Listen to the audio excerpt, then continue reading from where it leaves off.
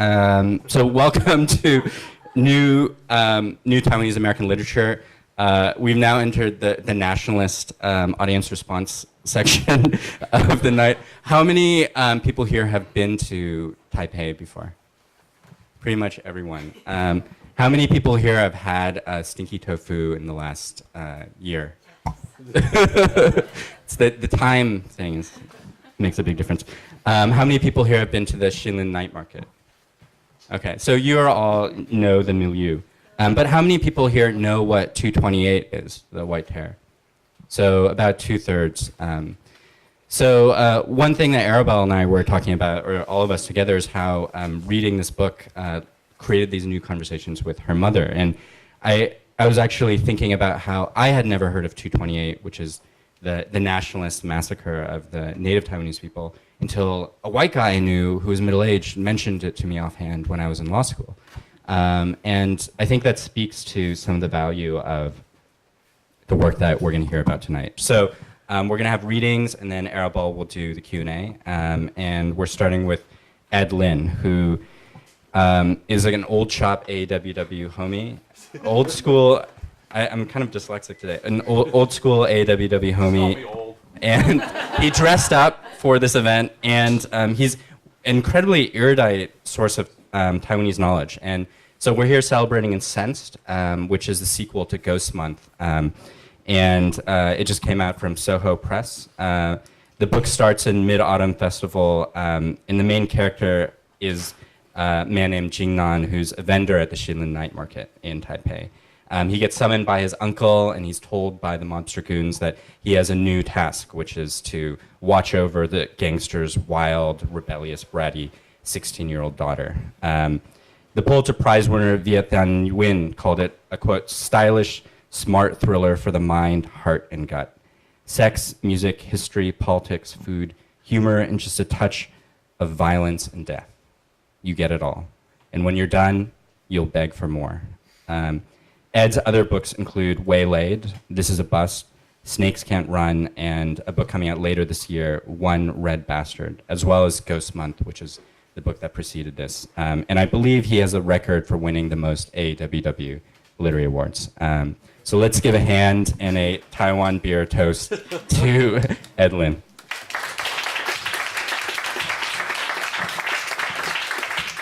Oh, thank you so much for coming out. Thanks for that intro, Ken. You know, I have to admit something. I am allergic to seafood. I know. So I can't even eat stinky tofu because it's fermented with fish and shrimp and other seafood ingredients. But it smells interesting. Let's see. Okay. Yeah, I know Ken just talked about my book and everything, but I'm actually going to read a short story.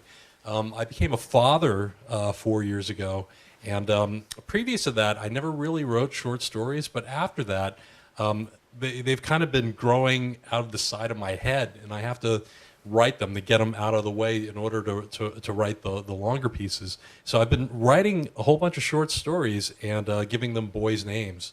And this one's called Joey. And it occurs during the Mid-Autumn Festival.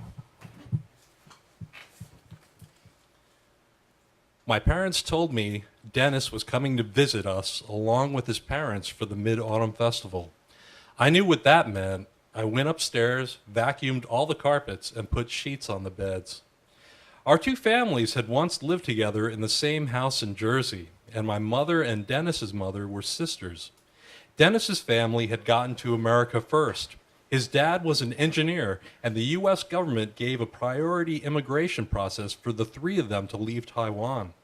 My parents came after, and I was born in America, the only one in a house of 6. Dennis was 7 years older than me. There's a picture of him as a boy holding me as a newborn and looking proud as if he were the father. Dennis was basically my older brother, and he was definitely a lot more popular and wilder than me. We had different last names. When Dennis's old teachers figured out that I was related to him, I was often moved to a desk in the front row. The summer before his senior year, Dennis and his family moved to California, and he was furious about it. Right before they moved, he stopped talking to everybody, even me. I was crushed. I was in 6th grade, and I had found the girl I wanted to marry someday. I really could have used his advice. When school started in September, I found out that Dennis had supposedly gotten a girl pregnant in Jersey, and the whole family moved so he could run out on the baby.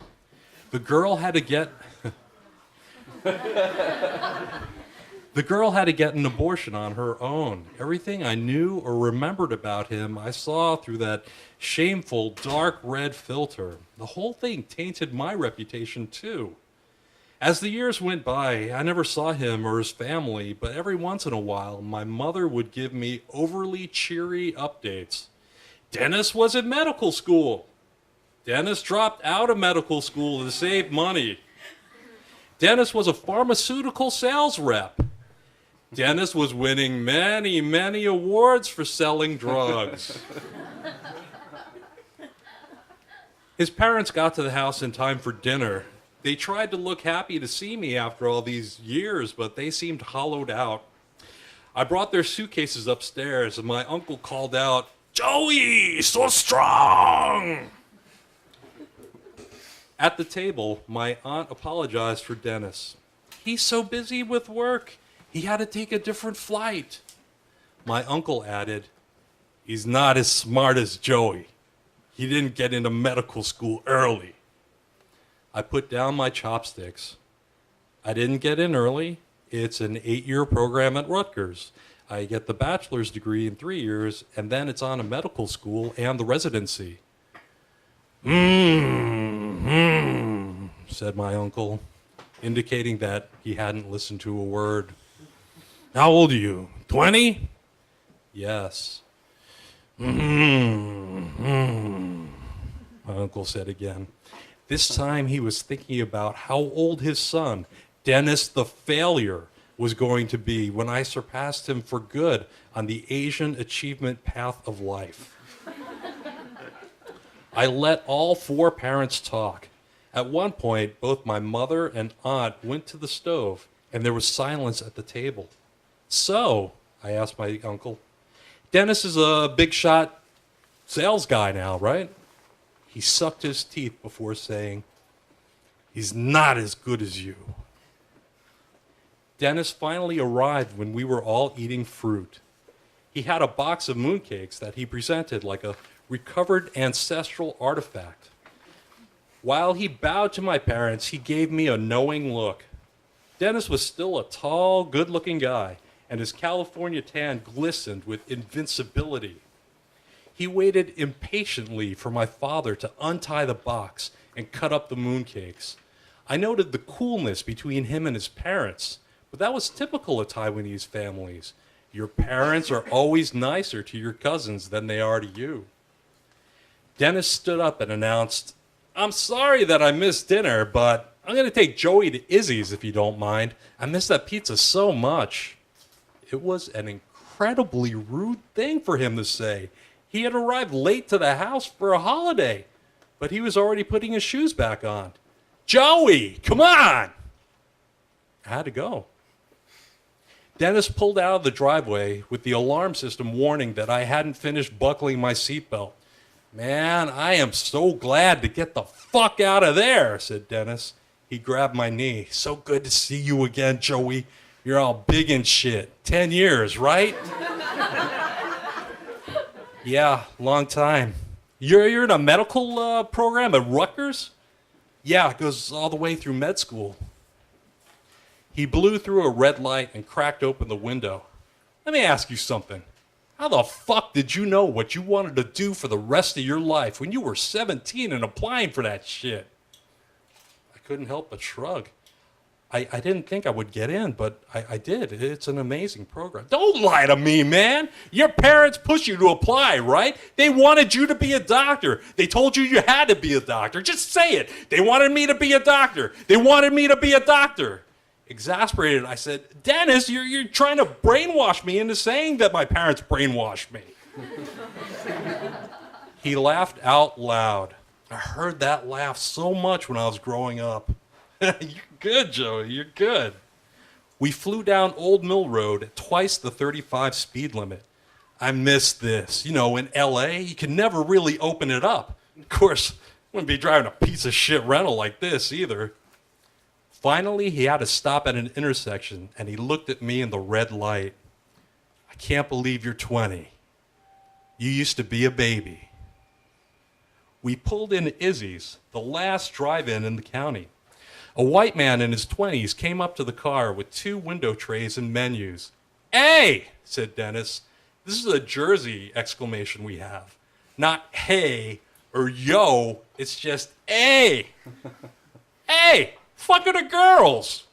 That's another thing we do in Jersey. We use obscenities freely, excessively, and with people we don't know. The waiter didn't bat an eye. We had that fucking discrimination suit. Dennis chuckled. Sucks. We both got hamburger pie pizzas. I thought I'd be able to eat half of it, but I ended up finishing my second dinner. We talked about old times, old teachers, and stupid shit our parents did. We could both tell we were going to eventually talk about the pregnant girl. Joey, you like Asian women, right? I gotta tell you, the Asian women in California are so hot. They're like hoppa hot.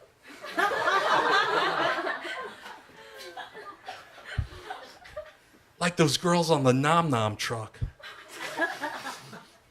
Dennis? Yeah. He knew what was coming. What happened with Janine? He wiped his mouth and cleared his throat. That was a big mistake and a big misunderstanding. You know why we moved to California? Because you got Janine pregnant. No, because I wanted to stay and raise that kid. You don't get it because you were born here. I wasn't. I had that on me the whole time I was growing up. Your English was perfect. That's because I was so goddamn self-conscious of it. One of the reasons why I acted out was to cover up how insecure I was about being, a foreigner. I thought that having a kid would make me more American. You didn't run out on the baby? That's what everyone thought. My parents shanghaied me. I had this whole plan about sneaking back to Jersey on a bus and being with Janine and the kid. But she went with the abortion, and that was it. We sat and listened to each other breathe. I was becoming nervous, so I reached for the radio. Dennis held up a hand. Nah, hold up. You know I tried to kill myself, Joey?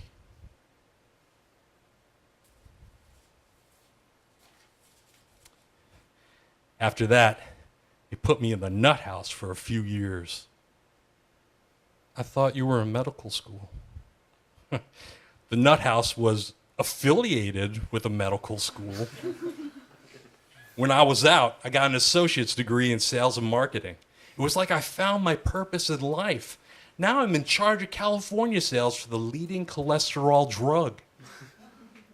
I really wanted to know how he tried to kill himself, but instead I asked, do you like what you do? Dennis began to eat the pizza crusts he had set aside. I do. I'm never bored. I have an in with the doctors. I tell them I'm an immigrant myself.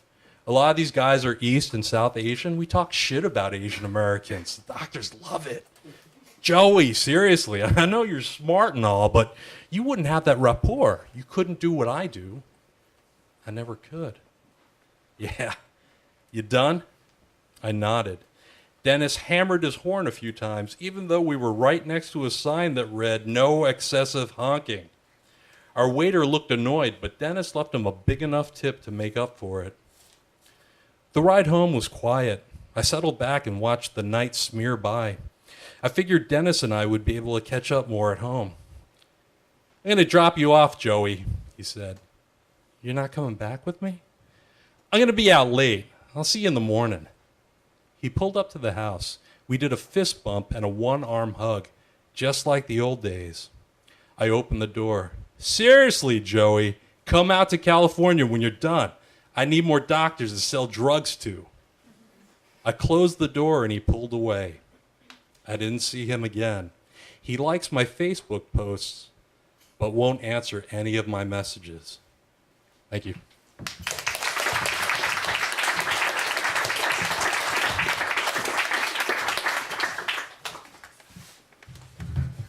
That was great.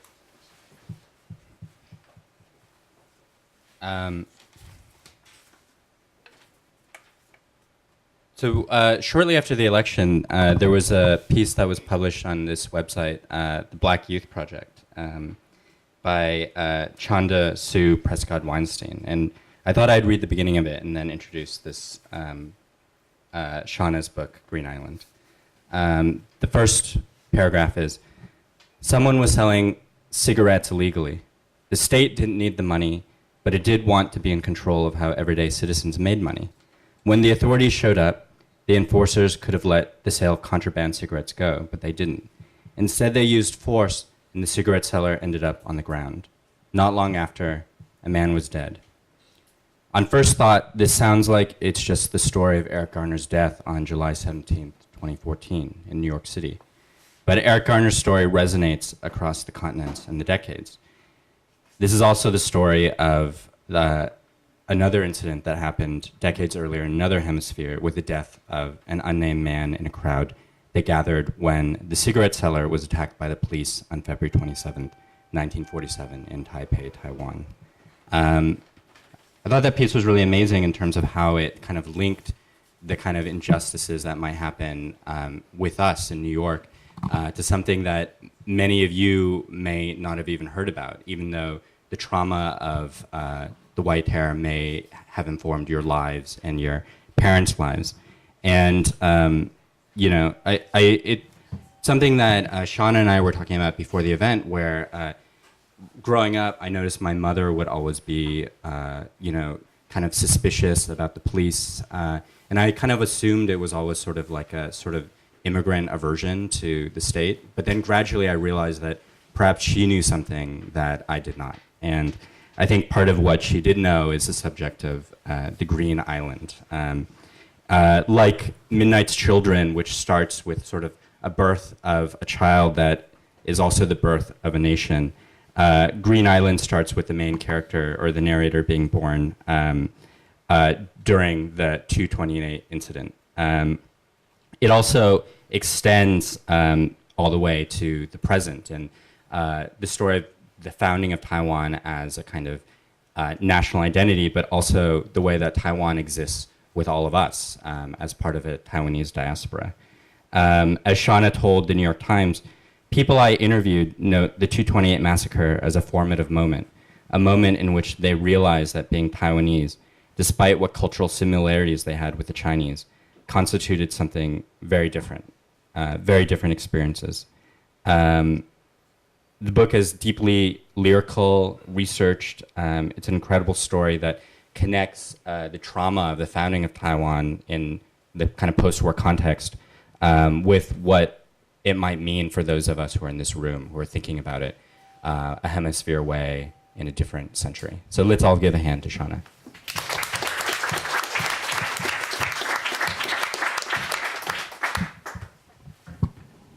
Thank you. Yeah, so in about a week, we're coming up on the 70th anniversary of the 228 massacre. And thanks, Ken, for that introduction of it. So yeah, my book opens with the incident with the cigarette seller that leads to the massacre. So what happens after that, after the cigarette seller is beaten and then a bystander is shot in the crowd, it opens up all this anger in Taiwan that they had towards the Chinese nationalists who had arrived about a year and a half earlier. And there's rioting, and then Chiang Kai-shek and the Chinese nationalists come down extremely hard on the Taiwanese. He ends up sending in troops, and within a month, they don't have the numbers for sure because so many people disappeared, but between 20 and 30,000 people disappeared in that march. So I'm going to read something from early in the book. It's after the incident, and the narrator's father has gone. There are some sort of like a community meeting to try to reconcile the event with the community, and her father goes to speak at it, but that just puts a target on his back. Chiang Kai-shek held the philosophy that it was better to kill 100 innocent men than let one guilty go free. Rumors claimed that the troops began strafing the shore before they even disembarked. Perhaps the Generalissimo was also guilty of listening to rumors, like the one that said the protests of February 28th had been instigated by communist agents rather than unhappy citizens. In any case, day by day and home by home, men began to disappear. On the 10th of March, paper fell from the sky. Like giant snowflakes, they drifted into our courtyard, impaling themselves on the bushes and covering the gravel. My parents had forbidden my sister and brothers from going outside lest a stray bullet tear through the courtyard fence. So Ajia looked on enviously as my father went out to gather them up. My father dropped the sheets onto the table. Each page was exactly the same. The Generalissimo's official account of what had happened since the last day of February, and explaining the presence of the new troops. I hope that every Taiwanese will fully recognize his duty to our fatherland and strictly observe discipline so as not to be utilized by treacherous gangs and laughed at by the Japanese.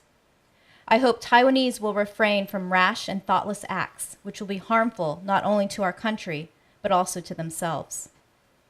I hope they will be thoroughly determined to discriminate between loyalty and treason, and to discern between advantage and disadvantage, and that they will voluntarily cancel their illegal organizations and recover public peace and order, so that every Taiwanese can lead a peaceful and happy life as soon as possible, and thus complete the construction of the new Taiwan.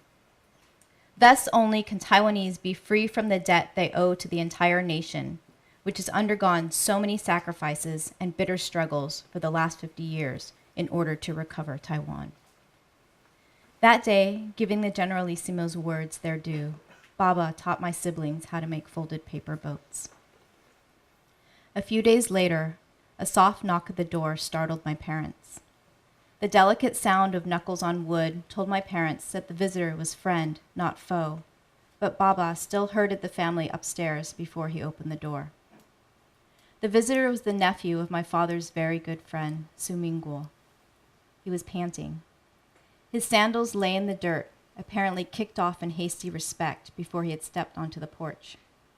He shared with his uncle the same drooping eyes and dark circles, even though he was likely no older than 13.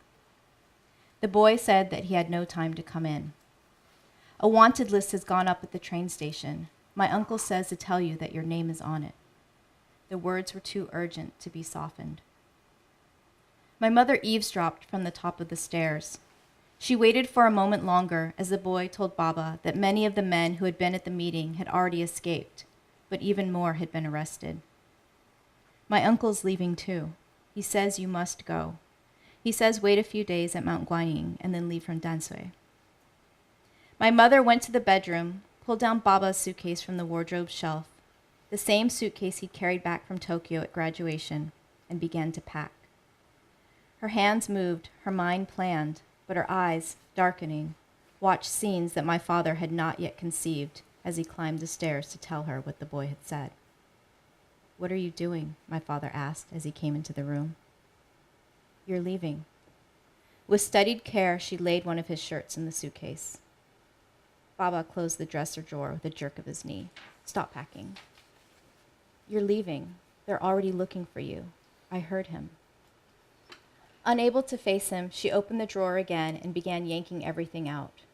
"Where are your gray pants?" "Stop packing. I've done nothing.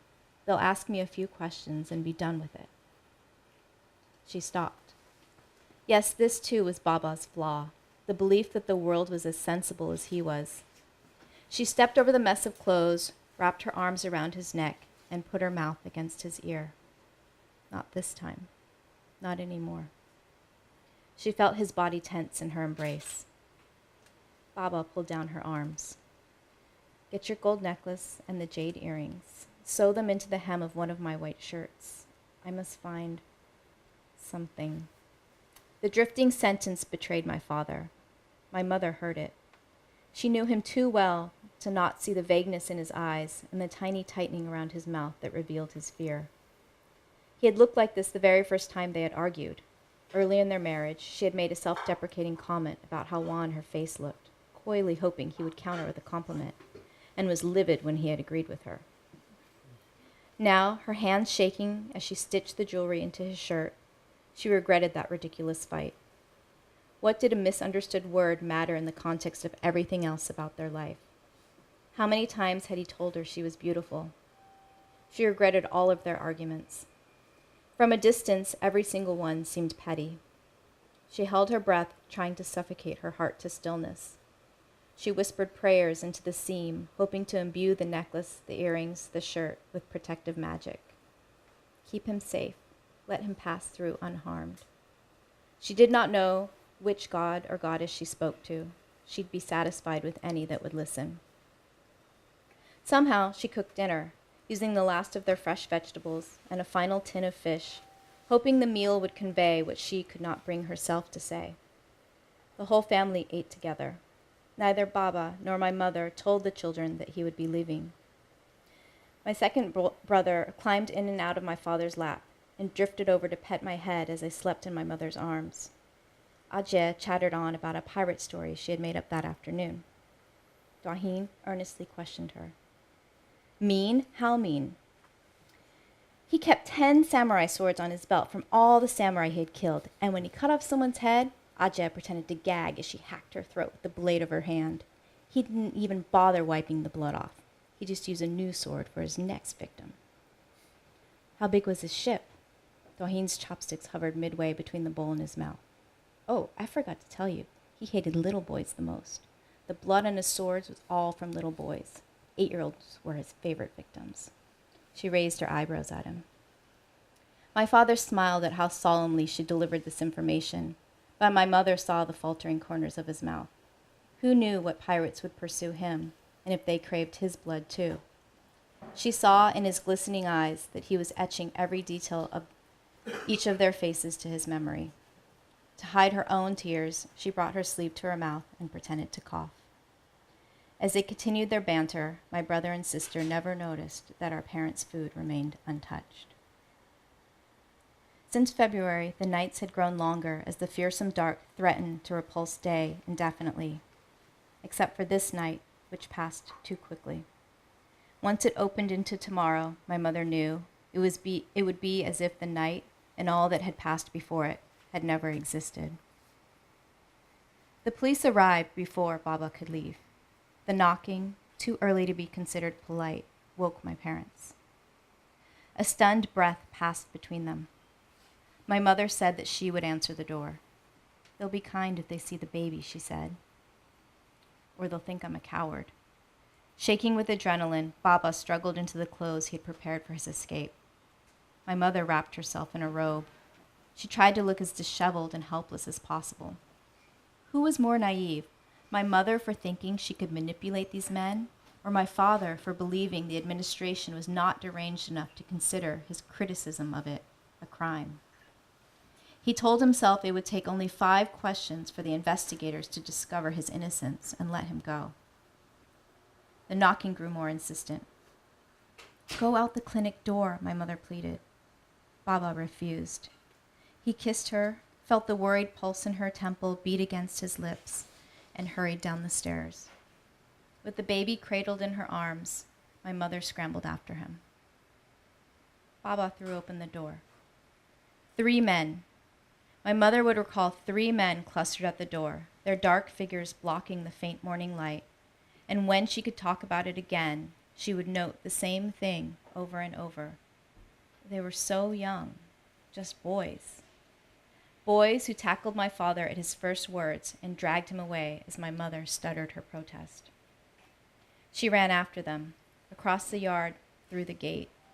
Babe squalling at her breast, her robe falling open, she chased them down the alley until one of the boys finally turned, and with no sign of hesitation, leveled his rifle at her. She stopped running. Her screams faltered into gasps. At the end of the alley, framed by 2 houses in shadow, more soldiers lifted Baba into the bed of a truck. Only then did the boy lower his rifle. On March 14th, 1947, my father disappeared. Thank you.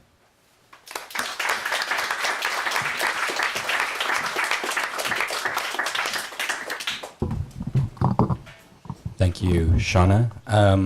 We're now going to transition to the Oprah's Book Club section of the evening. I'm delighted to have with us as moderator Arabelle Sicardi, who is a multimedia artist and writer who focuses on the intersection of feminism, queerness, and fashion, and has been covered and written for a number of publications, including the New York Times, Rookie, and the best post-election publication, Teen Vogue. So let's give them all a hand as they come up.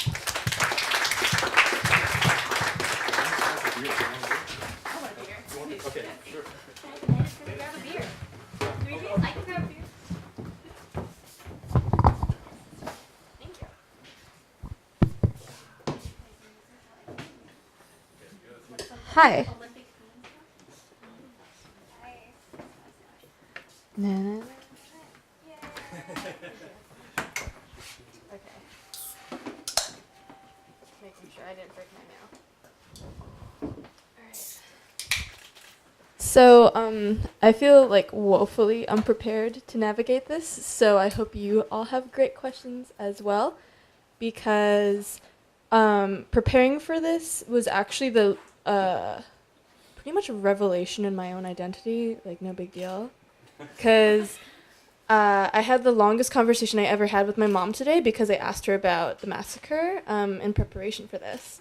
Because I had never known about it beforehand, even though I've lived in Taiwan for periods of my life and I went to school there. And I just want to thank you for giving me that opportunity. And also, I really identify with your story just because I went to Rutgers from Jersey, and my parents lied to me about the success of my cousins, said that they went to Harvard and medical school, but now we're all in fashion and PR, and I'm the most successful. So, shout out, relatable content. Okay. But, so my question, I want to ask you a question first about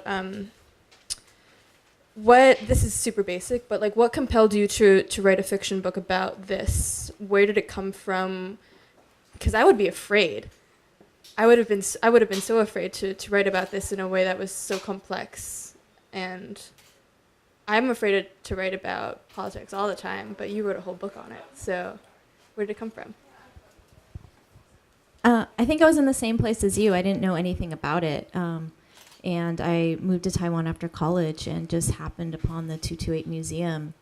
And I was so shocked by the story. And I asked my mom about it. And she had left Taiwan when she was 20. And she'd grown up under, the KMT educational system. So she didn't know about it either. And it's like, how could you not know about this? And just the idea that it had been like a national secret for 40 years really intrigued me. I can't say that I knew what I was getting into when I started it. I didn't think that I was writing a story about politics. I thought I was writing a story about this idea of a national secret or national grieving. And I was just way into it before I realized what was happening. But it was difficult, which is why it took me so long, because I couldn't figure out. It took me a long time to figure out a way into the story, and I had lots of different drafts and different characters before I figured out how I could tell the story in a way that was respectful of the story and that was accessible. Yeah, I when I was reading it, it struck me that you did so much research, because even in like the one-liners about when the father was on the island, and like the methods of torture and the fact that surviving is dishonorable. That line, I have a bunch of the earliest parts bookmarked because of that, and I feel like a larger discussion about what survival means relates to all of us right now. Yeah. Especially what it means to come from a country that is so tenuous in a lot of ways about our reliance on China and all of these like larger powers and how fragile our own identity can be. So I'm wondering if you could both talk to me a little bit more about what survival plays in your writing and how you approach identity in your work. No, that's a very big question. I'm sorry, but I think it applies. Well, I think I want to stay a little bit with the 228 thing and like move forward. That whole culture of paranoia wasn't just in Taiwan. It was in Taiwanese communities in the U.S. as well. And you couldn't say you were a Taiwanese community because that would be against the whole plan to retake the mainland and everything. But before martial law was lifted, there were all these informant groups in the U.S., and you couldn't even talk about 228 or a Taiwan independence kind of thing without someone informing on you and your relatives back in Taiwan suffering for it. Back when I was going to Chinese school on the weekends, that was really a vehicle to deliver continued doses of like KMT propaganda. I mean, I remember they even showed us this film called 500 Men, and it was like this. You've seen it too? You know what? Okay. Yeah, totally. You've been propagandized in Jersey. It was about this brave battalion of KMT people who didn't leave anyone behind for the communists to capture, and how heroic they were, and how, as your duty as a Chinese to continue that battle against communism and everything.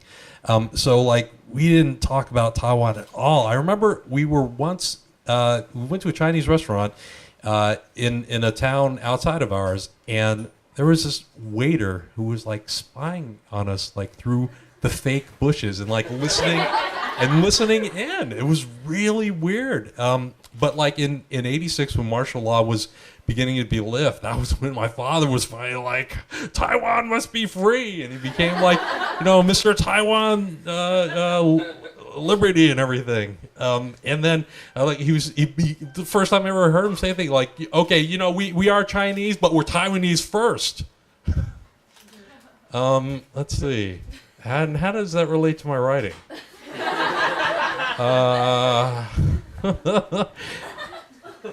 Well, I guess in that same way that Taiwan is still finding its identity on the international stage.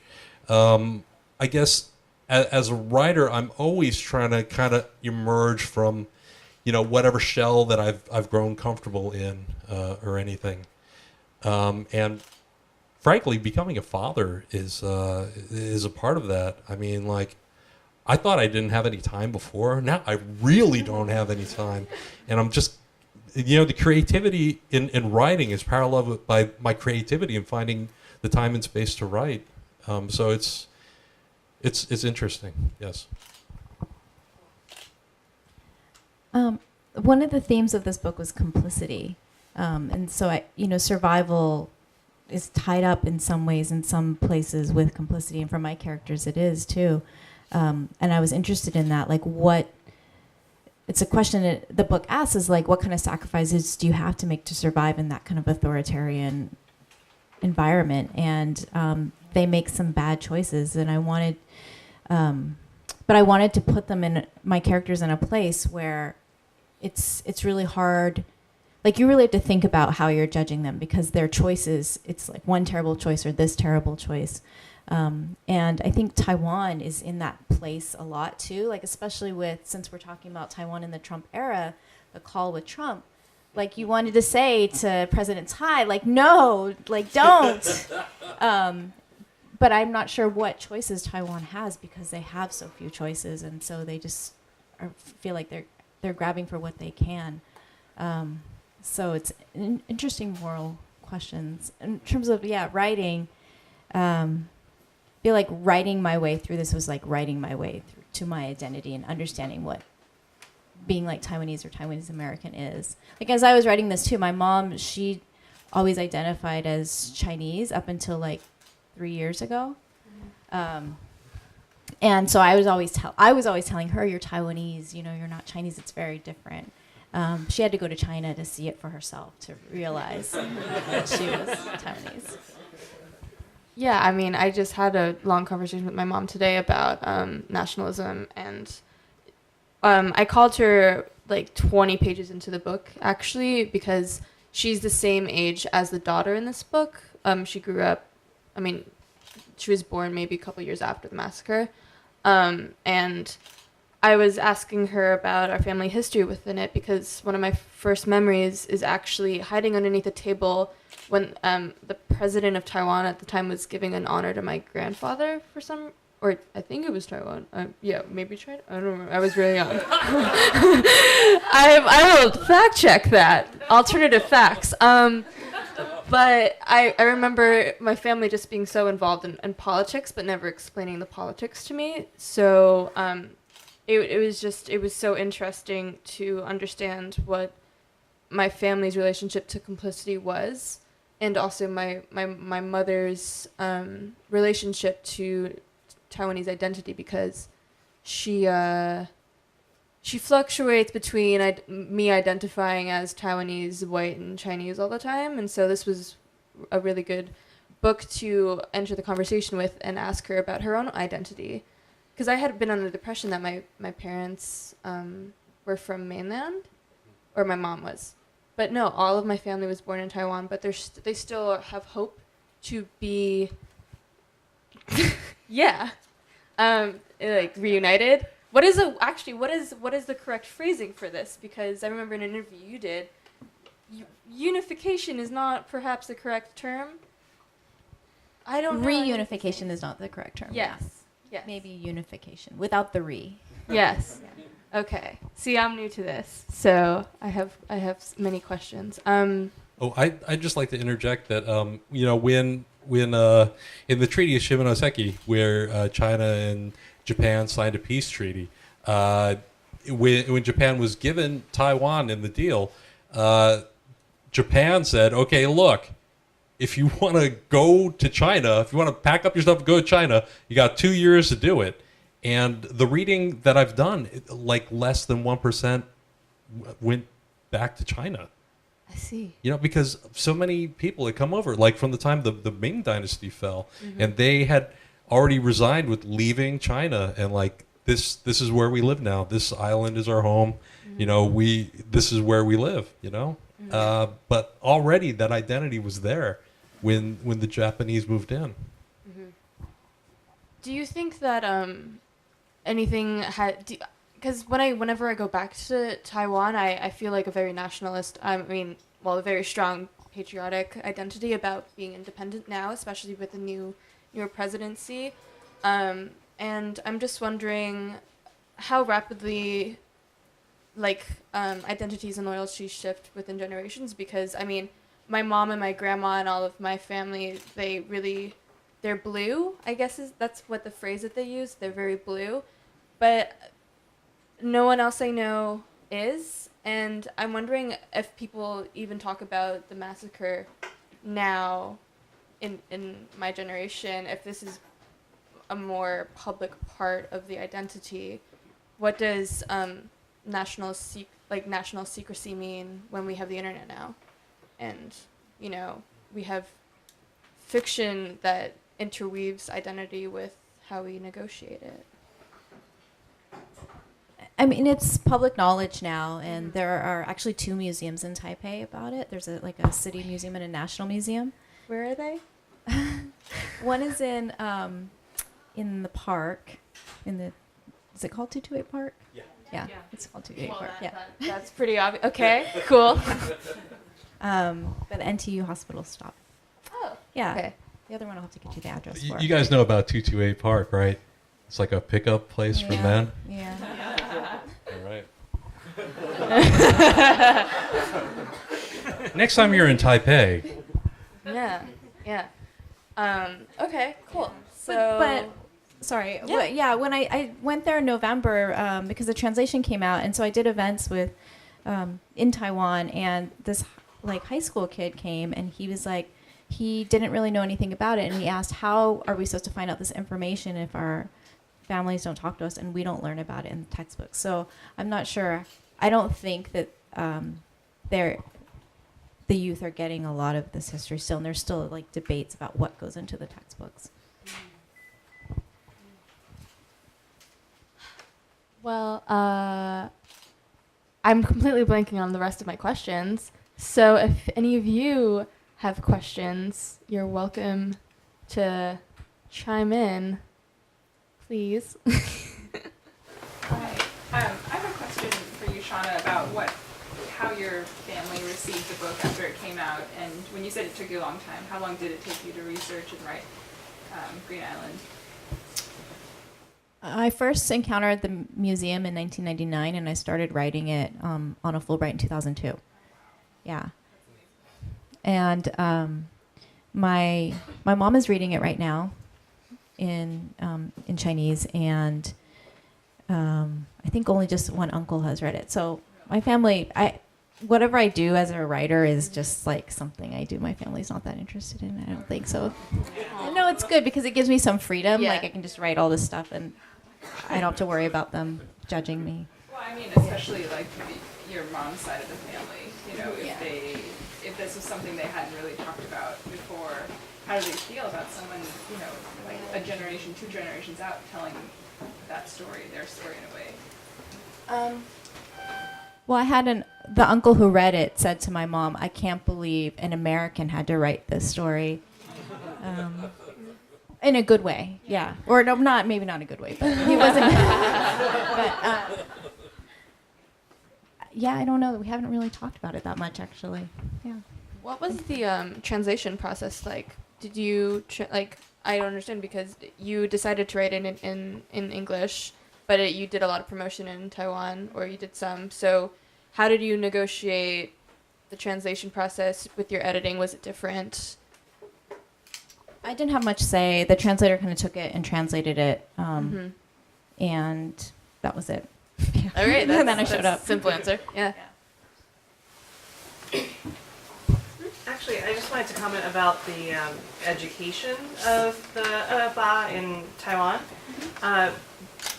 They're finally starting to open up a little bit more about it because there was even a Taiwanese drama about talking about the massacre and alluding to the white terror and alluding to the disappearance of people. And I was really surprised. I was like, oh my gosh, they actually put that into a Taiwanese drama because they had been so silent for so long that it was the #1 television drama for the time it was running in Taiwan. So I just wanted to add that to the conversation. When was it running? Pretty recently. It's called In a Good Way in English. Hold on, I'll pull it up. I think the first Taiwanese film that talked about it is this film by Ho Xian. Yeah, that's him.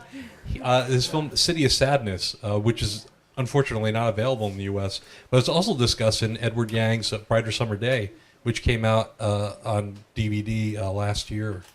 It's definitely worth checking out. It's a wonderful movie. It's like the story of Taiwan in 4 hours. I guess, I'm sorry. No, go ahead, you said. Hi, I'm a Taiwanese. So I'm quite surprised because I come here to study my PhD program. And when I try to search for my project, I'm thinking about I want to do something more about Taiwanese in America. And I just realized very few Taiwanese writers, they really try to write in English. So the story about a Taiwanese story being written by Taiwanese American writers, like Shawna's case. So I feel it's very, very interesting to me. And the interesting thing, another thing is I know your book actually from the Chinese review first, before I realized it's published here. So it's very interesting phenomenon right now in Taiwan. So I see the book reviews still a lot coming out online. So first of all, I think I really appreciate what you have been doing for this, try to write about this part of history. And I also I also want to talk about the Taiwanese, my generation would try to see this whole white terror differently. Because more and more people, they really do a lot of research on with white terror, or they have a lot of publications on this. And also another film is called Film. I don't know whether you heard of it. Yeah, it's also about Arabelle. So you actually have enough publications or films, this kind of text really try to touch on this topic. But the weird thing is, very, very few people really try to address this directly as you been doing. So I feel like it's very interesting. We need an outsider to really talk about this through Taiwan. So it's very impressive. Thank you. I think that being an American gives me the space. Like, it is kind of strange to go in as an outsider, but also it's because of that freedom that I didn't have all the associations with it that I think that allowed me to do that. Shawna, is your book in China? We sold the rights actually to a Chinese publishing company, but what I heard is the publishing companies buy up rights. They don't know if they can actually get permission to publish them, so they just buy up the rights and hang on to them. So it's not in China. No. Just to stop someone from actually publishing it. Yeah, maybe. Yeah, perhaps. Or do you want the dates of the run? Yeah. So In a Good Way ran from November 13th, 2013 through May 14th, 2014. That's really recent. Yeah. Thanks. I will look it up.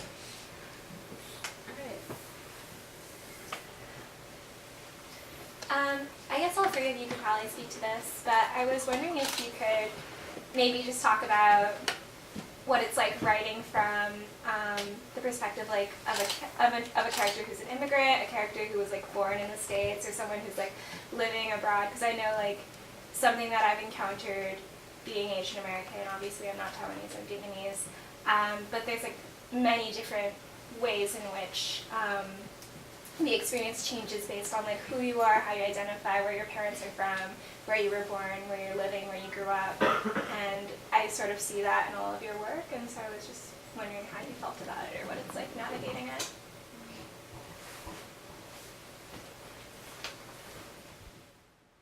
I feel fake as hell most of the time. Mostly because I refused to learn Chinese when I stopped going to Chinese school around 4th grade because my mom was always in Taiwan and I was mostly surrounded by whiteness because my dad's white. So it was kind of a choice between the convenience of not going to Edison to learn Chinese when my mom wasn't even there to speak to me in Chinese, and other stuff. So I chose whiteness for a lot of the time. But then when I grew up and understood that I'm not white completely and you cannot escape your identity, that I started writing more to try to get back to my mom and to try to get back to the idea that it's not ever really a choice, and to kind of understand that language itself has so much history that to choose only one version of myself is a betrayal that I will never forgive myself for and that I will never completely understand. So when I was in high school, I started learning Chinese again, and that also connected me with the memories that I had forgotten about, because there's just some muscle memory about the alphabet and around simplified and traditional Chinese that I had not even understood when I gave it up the first time. So now when I write, I'm obsessed with history. The book I'm writing right now is about the history of beauty, and it doesn't necessarily have a lot to do with, or like I haven't gotten to parts of Asia necessarily yet, but I'm completely drowning in history, and a lot of it has to do with the fact that I wasn't prepared to give up mine when I did. So yeah. And it's about for getting in touch with my mom and understanding that being an immigrant is a lot about making your own home wherever you go, and realizing that you will never be at home when you visit places because it's an imagined place that you love. When I go back to Taiwan, I'm treated like a white tourist, and I will never be as fluent as I could have been otherwise. And understanding that diaspora is an imagined place of fantasy that you need to fall in love with all the time. And language is something that you fight for. Yeah. And now for the others. That was so beautiful. I don't want to say anything. Thank you. But it's interesting what you say about like trying to find your way back to your mother. And I feel like in this book too, my character immigrates around the same age my mother was and around the same time. And I found myself like revisiting these memories that I remembered being a child watching my mom go through, and then rewriting them from her point of view through this character, and just getting more empathy for who she was. So that was my way of writing my way back to my mother. It's great. Thank you. Well, this is a general question on identity and everything, right? I figure that when you're really young and just starting to learn how to interact with the world, you sort of take in what other people think about you, and you're like, oh, that's what I am. I'm like this, I'm like this Asian grown up in a very white New Jersey kind of place. But later on, you sort of develop your own internal sort of things that people can't tell what you are like. I think it's very interesting to talk about home and stuff because, we like a lot of Asian immigrant families, we had our own business. We had a hotel, and that's like a 24-hour business. So it's like anytime someone rang the buzzer, it was like, boom, we were on. So like, we probably function more as a group of coworkers with two really mean bosses, more so than a family. I mean, we didn't really do family things. We didn't like go on vacations. We didn't have like a family game board night or something. We had none of that. It was like always working, like always like cleaning rooms and stuff, and like okay, this is not a therapy session. Really? Okay, it's not. But what's really interesting is that at some point you do learn to hold on to what you believe you are, and your own experiences and everything. The first time I went to Beijing, there was this guy who was like, with my father-in-law and my wife and like my brother-in-law and his wife, and we had this tour guide guy, and his English was so perfect that was like the giveaway that he had learned it. He wouldn't use contractions and stuff. But we just hang out and like shoot the shit. And then one day, he was like, "Wait, you're from New York City?" I'm like, "Yeah." And he's like, "Yeah, but you're not a pure New Yorker." I'm like, "What do you mean a pure? I was born in Queens, man." And he's like, "Yeah, but I learned to refine a lot of my English by watching Friends, and no one on that show looks like you. Isn't everybody white in New York City?" I'm like, "What? Are you kidding me, man? You think they can live in this loft and like work at a cafe?" It's like totally, offhand and everything. But he also made fun of my Mandarin. I don't know. I'm not sensitive about it. It's okay.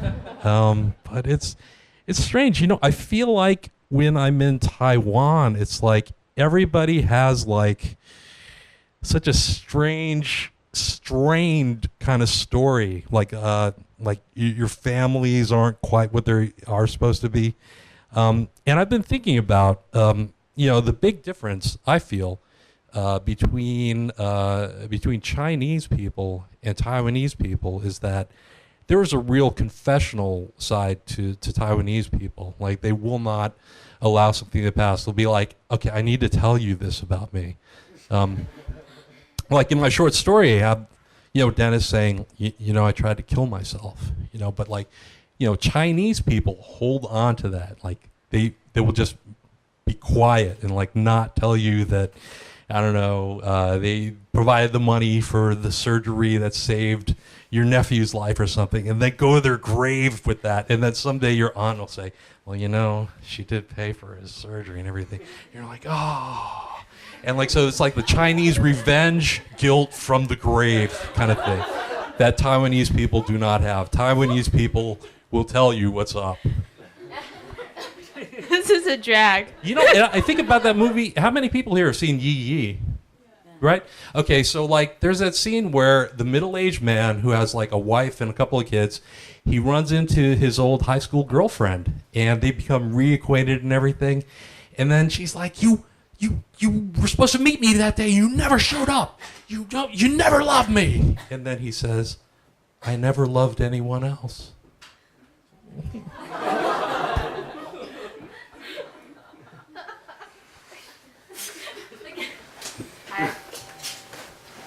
Oh, for all three of you, since we're getting into this like intense AAWW state. Alright, who do you write for? Me? All three of you, yeah. I write for Teen Vogue, L. I meant for you. Like writing. When you're writing. In your soul. That makes more sense. Right now I write for the. I mean, I've always written for the person I needed to read when I was younger, which is why I mostly write for teen publications, because I want to be able to confirm that the young teens are not crazy for being angry and for being frustrated. So, yeah. I'm always writing to be like, you missed something! You missed something in this history book! Why did you miss something? That's me. I'm just always trying to make sure that the other queer Asian kid doesn't cry alone because she's frustrated. Yeah. Yeah. I need to go to therapy, but yeah. Yeah. That's what I write for. With my first book, I like Amy Tan and Maxine Hong Kingston were like really, really huge then. Like everybody was I mean, they're huge, but they were really, really huge because it was like the late 90s. And at that time, I felt like I was like having some sort of rebellious phase, and I wanted to be like the anti. And so I wanted to. This is going to be online. This is being recorded right now, Shawna. No. Right now. Now and forever. No, but I kept thinking about all these like stories and tropes that were hanging over. I mean, I literally went to see the Joy Luck Club with my mother and my grandmother. And we were all crying together, which was a beautiful moment. But I felt like that was always hanging over. Like this was, your Asian American female story, and I wanted to write against that. So at my first book, I was like trying to write against that, and then I like worked through it. And then with this book, I think whenever I think about who's reading it, I think about my friend's mother that I'm really close to, who's Taiwanese, and all the stories she told me. And I wanted to write something that she would read and recognize. So in general, I don't know, I think it's always changing, so I'll figure out for the next book who I'm thinking of. I write for me. I'm incredibly compelled to write. If I weren't writing, I would be smashing car windows and stealing shit. I would be blowing things up, so same. Yeah, relatable. Tom? Yeah. I have a question for Shawna about the father character in Green Island. In the scene that you read, there was sort of this suspended disbelief that speaking out wouldn't be punishable. What were sort of the reasons that they had for what was he accused of? And what were some of the things that other disappeared people, what were the accusations? He wanted democracy.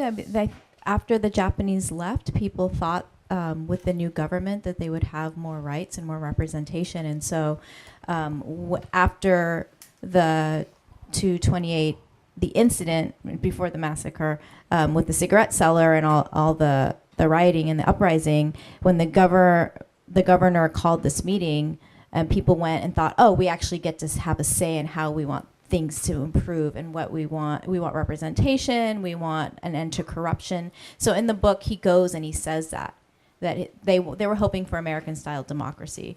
And that's what he did. That's what people did. Or they were successful, or they had any sort of power. And essentially what the massacre did was just wipe out this whole layer of society, like teachers and lawyers and anybody who was going to provide any resistance to the Chinese nationalist government. And so, they thought they would be listened to. And they were going through this this paradigm shift that just happened over a matter of like weeks. And so they didn't expect that the KMT would come down so hard on them for that.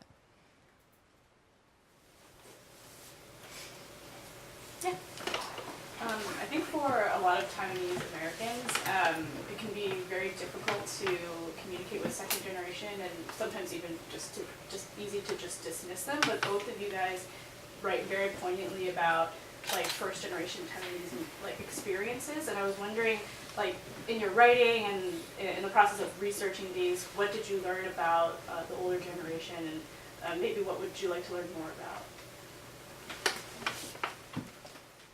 Well, from my parents' generation, I learned that if you want to ask them about history and their personal experiences, they will never tell you anything. They will talk about anything about themselves. And I think that's directly correlated to, martial law and everything. Like, to say as little as possible because you can be prosecuted for, I don't know, for saying the wrong character or something. And so, like, I remember when I was writing Ghost Month, I was like, just, I actually spent some time with my parents. And I was like just trying to drag out anything, like any stories, because like I was trying to find out about the criminal sort of history of Taiwan, which is pretty extensive. If you don't know, sort of the criminal organizations function in Taiwan in the same way that they do in Japan, in that they are sort of like this non-governmental organization that helps patchwork a lot of things. Like whenever there's a natural disaster, it's always the gangs that are in there first with first aid and relief and everything. And it was organized crime that wired Taiwan for cable, because there was so much red tape with different jurisdictions and everything. Only the gangs could get it done. So I learned that the previous generation, to me, is very reluctant to talk. And it's a real shame because there's so many stories locked up. I mean, people still do have their confessional side, but not to the degree that you can make a book out of it.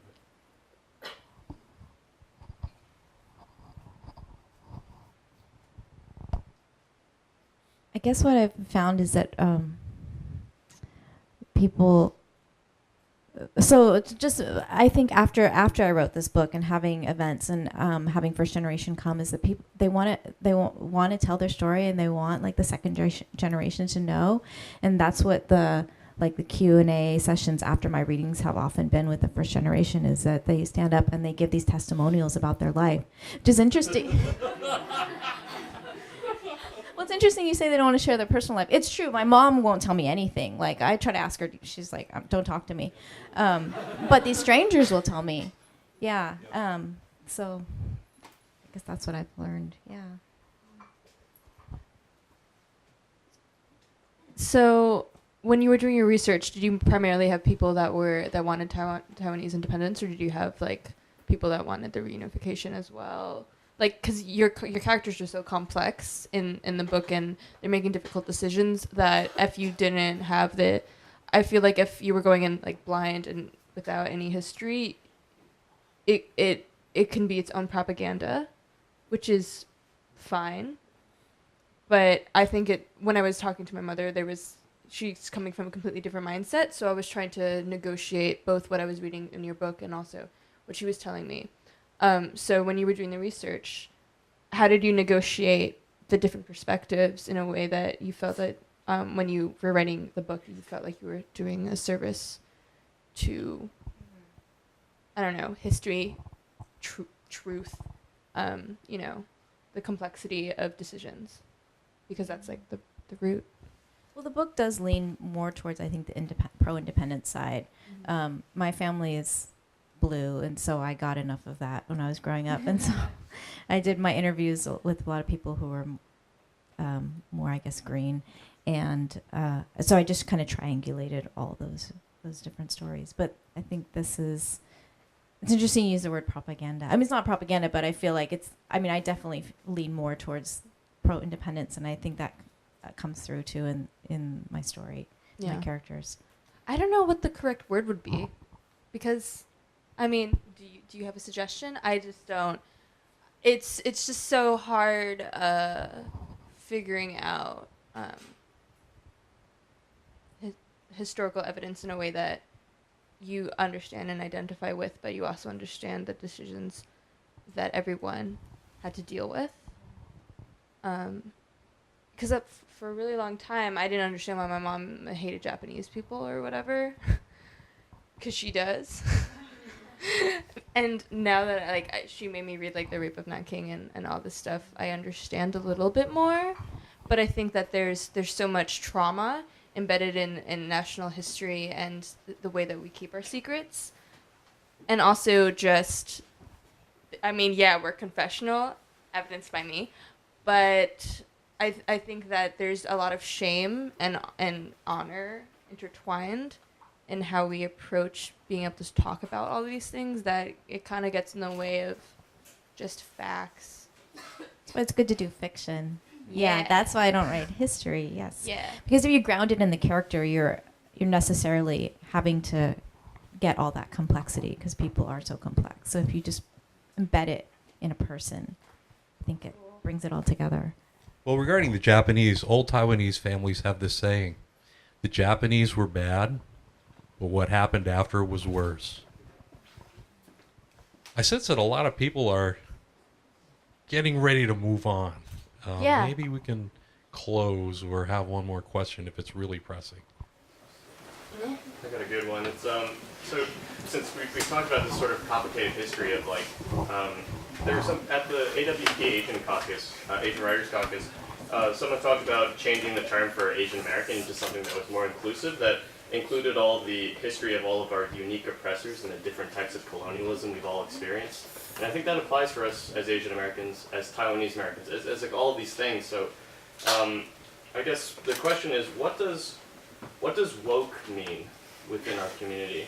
And I mean it specifically because, our oppressor may not necessarily be the oppressor that woke teaches, so to speak. So, opinions? Well, I would say woke is not a past tense verb. It's like staying continually on it, like never allowing yourself to get comfortable, always having your eyes open and the eyes in your back of your head too.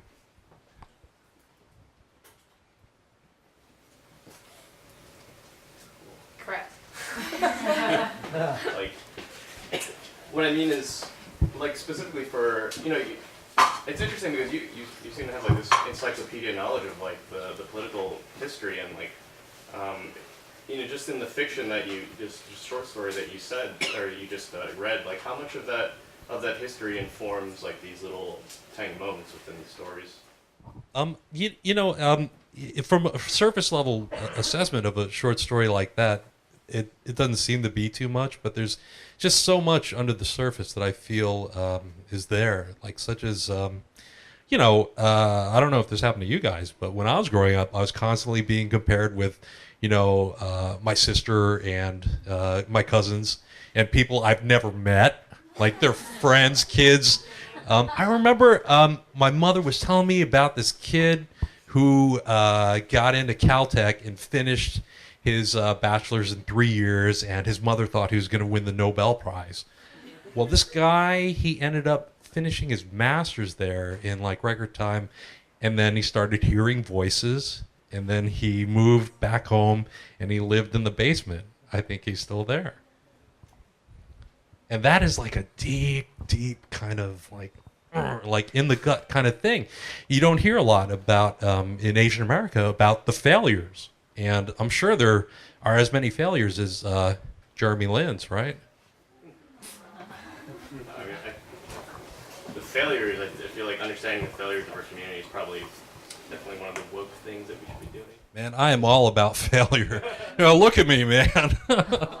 Oh, come on. No. See, that's a blatant pitch for you to buy my book. Yeah. Yeah. Woke. I think, the term itself, it lends itself to blackness and the fact that we, as Asian Americans, and like everyone adopts and colonizes blackness because it's cool and it gives you credentials and stuff. And I think to be woke as Asian American means that you need to really assess the idea of solidarity and assess the history of anti-blackness within our own communities, because it's so there. And I think that the model minority myth is a myth, but it also a lot of people wouldn't have believed in it if it didn't have exceptions or people thought that it would give us power. I chose whiteness when I had the opportunity, and I pay for it every day. So when I try to be woke, it is a constant reparation to the fact that we always have the opportunity to, be an ally, and also understand that whiteness will never save us, ever. And to be woke is to recognize the nightmare that it could be, and also like the impossible dream that we can never achieve, and that isn't something that we need to really fight for. We need to fight for the people around us in our communities. So yeah, I don't know if there's a better term, but whenever I think about woke, I'm like, okay, well, when we use that term, are we also assessing, the tension within blackness and like being Asian, because there are black Asians. There's visibility there, but the tension, like black Taiwanese people are treated differently than like paler, whiter Taiwanese people. And how do you approach that, and how do you assess race and class and gender within our own communities? That's not something that I think I get to think about a lot. So, yeah. I've been thinking of it in terms of how maybe our triumphs as the Asian American community are predicated on oppression of other communities, especially now that I live in Hawaii and thinking about settler colonialism and the success of the Asian American community there has meant pushing aside Hawaiian culture.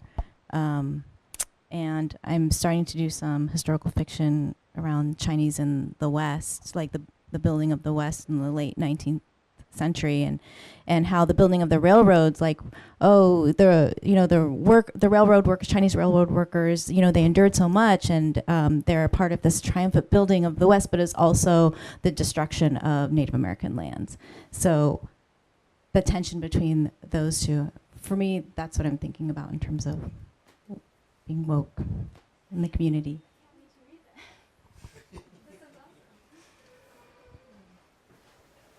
Last question. I just want to say thank you to AAW. I want to say thank you to Taiwan Beer. I want to say thank you to TAP New York. I think you guys should do more events covering Taiwan's history. And thank you, Shawna. Green Island was the first book I've read that has talked about Taiwan rightfully, beautifully, emotionally, about Taiwan's history and the way that Taiwan deserves to be showcased. I believe Green Island proves that Taiwan is strong and that the Taiwanese are resilient, and that when they push us down, we push back up. I love this book, and I feel like everyone needs to read this. So thank you, Shawna, and let's keep Taiwan free together. Thank you. Thank you, everybody. for all your cool questions. Yeah.